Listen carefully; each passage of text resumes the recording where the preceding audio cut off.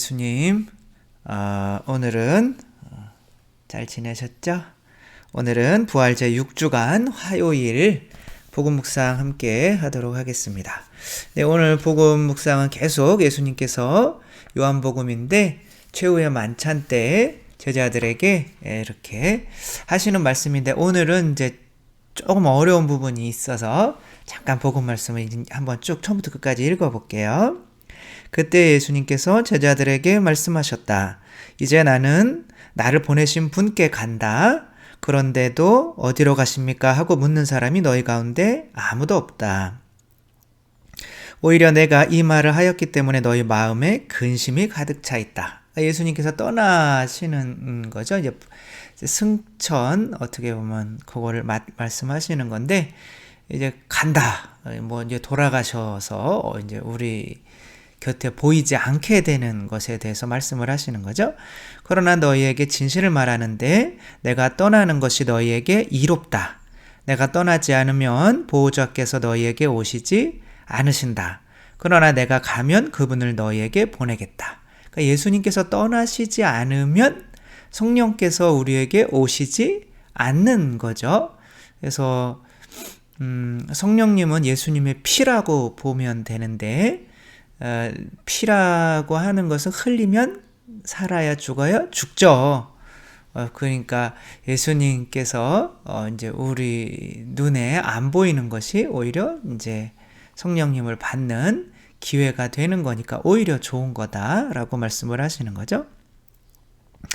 보호자께서 오시면 죄와 의로움과 심판에 관한 세상의 그릇된 생각을 밝히실 것이다. 성령께서 오시면 우리의 어떤 죄와 의로움과 심판에 대한 시각이 변화된다는 거죠. 그들이 죄에 관하여 잘못 생각하는 것은 나를 믿지 않기 때문이고, 그러니까 예수님을 믿지 않는 게 죄고, 그들이 의로움에 관하여 잘못 생각하는 것은 내가 아버지께 가고 너희가 더 이상 나를 보지 못할 것이기 때문이며, 그러니까 예수님을 더 이상 보지 못하는 게 우리에게 의로움과 관련이 있다는 거죠. 그들이 심판에 관하여 잘못 생각하는 것은 이 세상의 우두머리가 이미 심판을 받았기 때문이다. 심판이 이미 이루어졌다는 거예요. 근데 심판을 잘못 생각하고 있다는 거죠. 좀 어렵죠? 근데 이제 오늘 이야기를 또 잘 들어보시면 더 어려우실 수 있어요. 그렇지만 그래도 이해를 하려고 이제 노력을 하는 거죠. 이태리 네투노라고 하는 곳에 가면 로마로부터 얼마 안 떨어진 곳인데 마리아 고레띠라고 하는 성녀가 계셔요. 이 마리아 고레띠 성녀는 11살, 우리나라 나이로 12살 이 정도 됐을 때 알렉산드로라고 하는 남자에게 살인을 당하죠. 이게 이제 당시에 그것을 표현한 건데 너무 잔인하죠. 이제 이게 이제 이분들이 이제 저쪽 우리로 얘기하면은 아니죠. 그렇죠. 강릉 쪽에 살았다가 이제 태안이나 이쪽으로 온 거예요. 동해안 쪽으로, 서해안 쪽으로 이사 와서 이제 남의 집에서 이제 봉사 일해주면서 그 집에서 이제 먹고 사는 건데, 그 집 주인 아들이 이제 알렉산드로였어요. 이놈이 이제 마리아 고레띠가 이제 10살 이제 갓 넘어서 천연성체 교리를 지금 한 10개월 정도 이렇게 받고 있는 상태였는데, 마리아 고레띠는 신앙생활을 열심히 했죠. 근데 알렉산드로는 이제 다 천주교 신자기는 하지만 그러진 못하고 이제 범하려고 이렇게 하다 보니까 이제 천연성체 교육을 받는 아이 입장에서는 그게 안 된다. 우리 이러면 지옥 간다라고 하지만 이제 첫날은 이제 그래서 알렉산드로가 실패를 했는데, 둘째 날은 칼을 들고 가서 이번에도 그러면 아주 이제 절단을 내려고 하는 거죠. 성적인 욕구가 이렇게 높아지면 모두 높아지는 거예요. 교만도 높아지는 거죠. 그래서 성적인 욕구가 이렇게 높은 상태에서 이러면 안 된다. 그러니까 열받으니까 칼로 17군데라는가를 이렇게 뭐 조그만 아이인데 그렇게 찌를 곳이 많지도 않을 텐데 17군데나 찔렀는데 첫 번째 찌른 게 이제 손바닥이라고 해요. 이렇게 그러면 안 된다고 그래. 손바닥. 그냥 막 찌른 거죠. 근데 거의 24시간을 하루를 이렇게 피를 흘리면서 그 많이 찔린 가운데 20시간 이상을 피를 흘리며 이렇게 있으면 얼마나 고통스럽겠어요? 그래서 근데 이제 이쪽에 주임 신부님이 너 알렉산드로 예수님이 우리 용서한 것처럼 용서할 수 있냐? 그랬더니 이 자매님이 용서하고 말고요. 저는 용서도 하고 이 오빠와 함께 하늘나라에서 영원히 살았으면 좋겠어요. 그리고 이제 돌아가셨어요. 그러니까 성녀죠. 그렇게 돌아가시고 이게 이제 이제 연세가 드셨을 때 어떻게 보면 차이가 얼마 안 나 보이죠. 이분이 이제 알렉산드로란 분이시고 이분이 이제 마리아 고레티 어머니이십니다. 이제 나중에 30년 형을 받죠. 근데 이제 감옥에서 30년 동안 이제 있는데 처음 한 3년 동안은 이제 내가 뭘 잘못했냐. 그 남자라면 당연히 이런 게 있는 건데 그런 거를 이제 거부하고 뭐 이런 게 잘못 아니냐. 뭐 이제 자기 잘못을 모르는 거죠. 근데 이제 마리아 고레티 성녀가 이 백합, 여기 항상 백합 꽂혀 있죠. 이제 백합을 들고 감옥에 이제 나타나죠. 그래서 백합꽃을 이렇게 주며 근데 이때 이제 회개를 하게 되죠. 내가 찌른 사람의 피를 받는 거죠. 그게 뭐예요? 성령인 거죠. 그래서 만약에 그 마리아 고레티가 이 형제로부터 살해당하지 않고 있었다면 이 형제는 평생 동안 자기가 의인인지 알고 살았을 수 있죠. 우리들도 반드시 누군가를 찔러야 돼요. 우리는 누군가를 찔러야 돼요? 예수님을 찔러야 되는 거죠. 예수님이 십자가에 못 박히신 게 다른 사람 때문에 못 박혔다고 생각하면 그 사람은 절대로 회개를 할 수가 없습니다. 그런데 이 회개를 하고 났더니 이 사람 시각이 바뀌는 거예요. 이 사람이 그때 본인이 의롭다고 생각하며 살 때의 그 모습이 정말 이제 그거 자체가 죄였구나. 옛날의 삶 자체가 죄였구나. 라고 보이게 되는 거죠. 그러니까 죄가 다르게 보이게 되는 거죠. 그리고 의로움이라고 하는 것도 다르게 보이게 되는 거죠. 의로움은 하느님 앞에서 죄가 없는 상태인데 그것은 내가 다른 사람 앞에서 의롭게 보이려고 여러 가지 행동을 하는 것이 아니라 오로지 누군가의 피로서만 의로워진다는 것을 깨닫게 되는 거죠. 그래서 내가 예수 그리스도의 피로서만 의로워질 수 있기 때문에 내가 하는 행동으로 다른 누군가를 심판할 수가 없게 되는 거예요. 그래서 내가 누군가를 다른 사람을 판단하고 심판하고 있다면 그 사람은 예수 그리스도의 피를 안 받은 사람이고 의롭지 그래서 못한 상황인 거죠. 그러니까 아담과 하와가 어떻게 했어요? 너 왜 그런 일 저질렀어? 라고 할 때 아담이 저 예편대 저 자매님 때 아니죠? 저 하와 때문에 당신이 만들어준 저 하와 때문에 그렇게 죄를 졌다. 다른 사람 탓을 하는 거죠. 이게 의롭지 않은 상태인 거죠. 그러니까 하느님의 자비를 믿으면 하느님이 그걸 괜찮아 그냥 그렇게 해주려고 하는데 자꾸 자기 스스로 의로워지려고 하는 거죠. 이게 바리사이 율법학자들의 모습인 거죠. 그래서 우리들이 다른 사람을 심판하고 있으면 바리사이 율법학자의 모습이고 성령을 아직 받지를 않은 상태인 거죠. 그러니까 심판은 뭐예요? 모든 사람은 이미 심판을 받은 거예요. 내 자신이 이미 사탄이고 마귀의 상태였다는 거예요. 그 성령을 받지 않으면. 그래서 오로지 우리의 구원은 예수 그리스도의 피값으로 이루어진다는 것을 아는 거죠. 바리사의 율법학자들은 그런 모습을 몰랐기 때문에 이제 아직 그래서 예수님께서 이제 이런 거죠. 보호자께서 내가 너희를 떠나는 게 유익하다. 근데 보호자라고 하면 이제 파라클리토스를 의미하는 건데 이제 옆에서 우리들을 이렇게 함께 해주신다는 거죠. 그래서 예수님께서 떠나셔도 성령으로 우리 안에서 함께 해주시면서 어떻게 해요? 우리 죄가 뭐라고 그랬어요? 성령님을 받기 이전에 나의 상태가 그냥 죄인 거예요. 내가 죄인 거예요.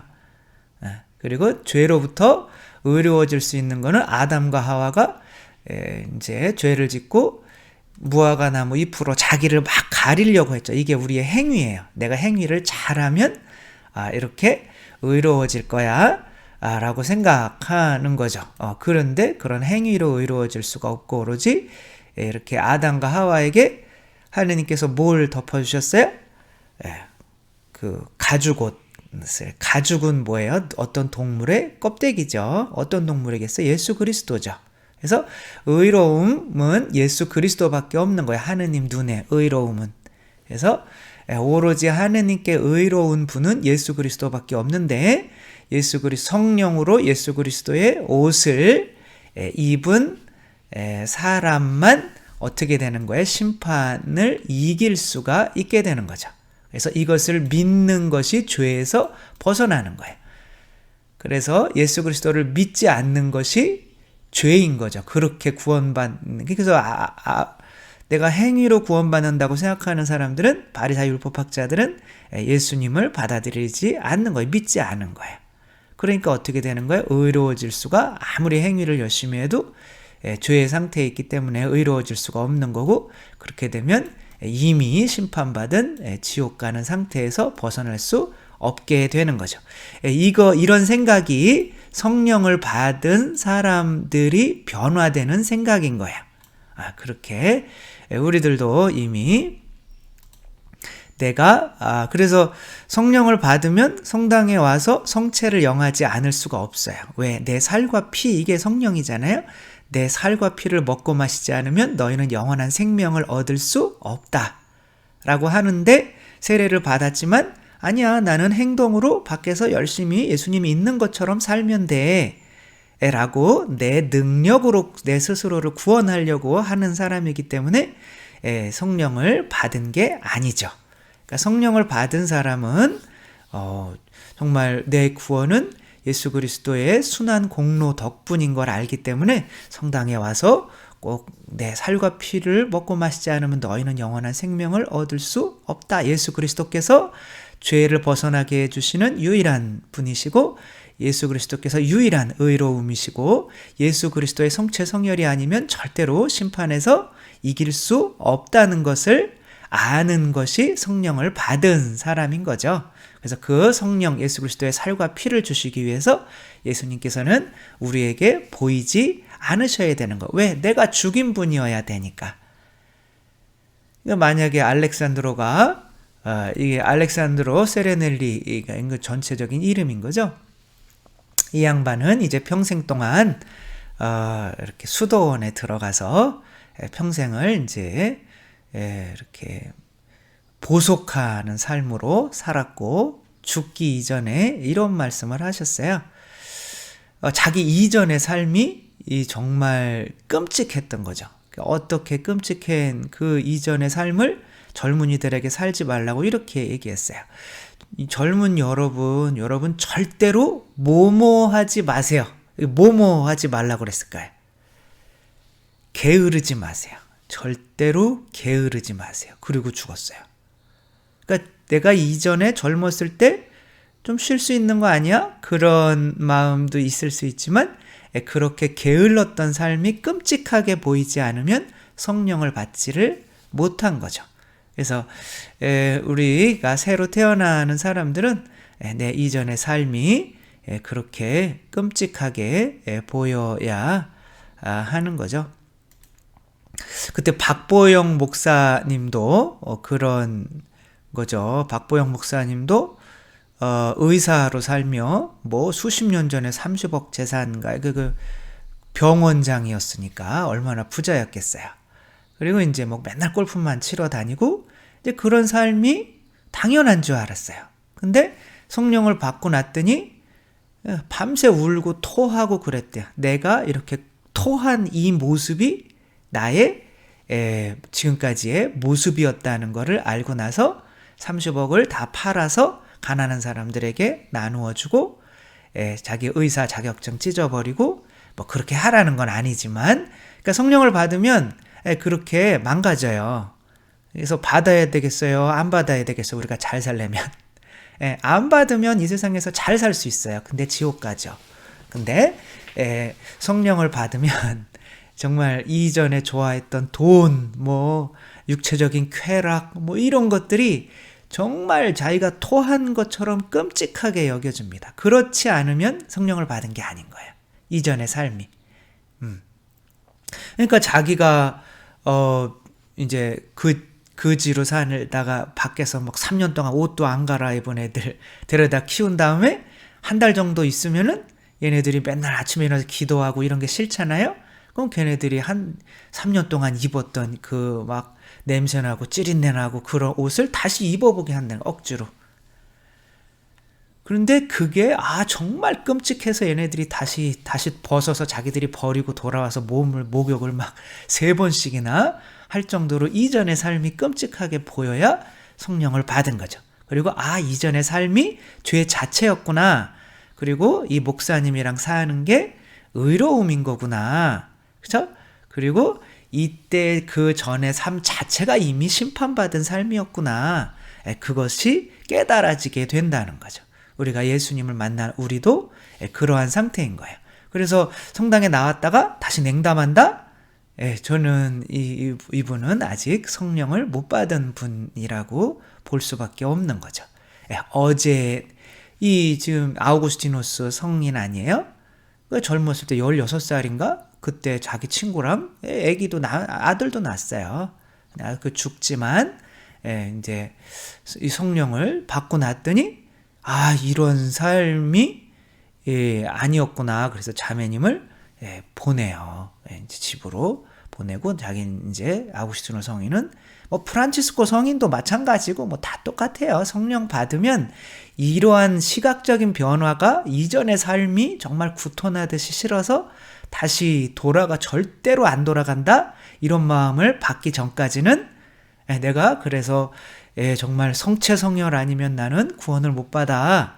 그래서 정말 성체성열 한번 영하기 위해서 그런 모습이 아니고 뭐 냉담했다가 뭐 이런 모습이라면 아직은 이렇게 새로 태어났다고 볼 수가 없는 거죠. 스크루지 영감 있죠. 스크루지 영감은 어떻게 했어요? 이 표정 보세요. 이렇게 자기만을 위해서 사는 거죠. 스크루지 영감이 회개하게 되는 게 자기 무덤을 보고 나서 이렇게 자기 무덤에 사람들이 막 침을 뱉으며 이 인간은 뭐 지만 알고 살았어. 이렇게 하는 것을 보고 내 이전의 삶이 이런 모습이었구나 라는 것을 알 때 새로 태어나게 되는 거죠. 어제의 삶이 정말 구토 날 정도로 끔찍해서 다시는 예수 그리스도가 없는 삶으로 돌아갈 수가 없는 우리 하루하루가 그렇게 된다면 나는 제일 이해 못하는 사람들이 과거로 돌아갔으면 좋겠다는 거예요. 아니 과거에 죄 지으면서 그렇게 힘들었던 삶으로 내가 그래도 간신히 그런 죄에서 조금씩 벗어나고 있는데 그 고생을 하면서 벗어나고 있는 거잖아요. 근데 글로 다시 돌아간다는 거는 그동안 발전이 있었다는 거예요? 없었다는 거예요? 없었다는 거예요. 내적인 발전이. 우리는 매일매일 성숙해가며 이전의 삶으로는 정말 끔찍해서 다시는 돌아가지 않고 싶은 마음이 생길 때 우리 신앙생활을 올바로 하고 있다는 거 생각하면서 정말 죄가 그거였구나. 의로움이 예수님 자체가 의로움이시구나. 그다음에 심판이 그때 내가 심판받은 상태였구나 라는 거를 깨달으며 한 계단 한 계단 매일매일 죽어가는, 그리고 새롭게 태어나는 우리의 삶이 되었으면 좋겠습니다. 주님께서 여러분과 함께 전능하신 천주 성부와 성자와 성령께서는 여기 모인 모든 이에게 축복을 내리시어 길이 머물게 하소서. 주님과 함께 가서 복음을 전합시다. 하느님 감사합니다. 성부와 성자와 성령의 이름으로 아멘. 감사합니다. 사랑합니다.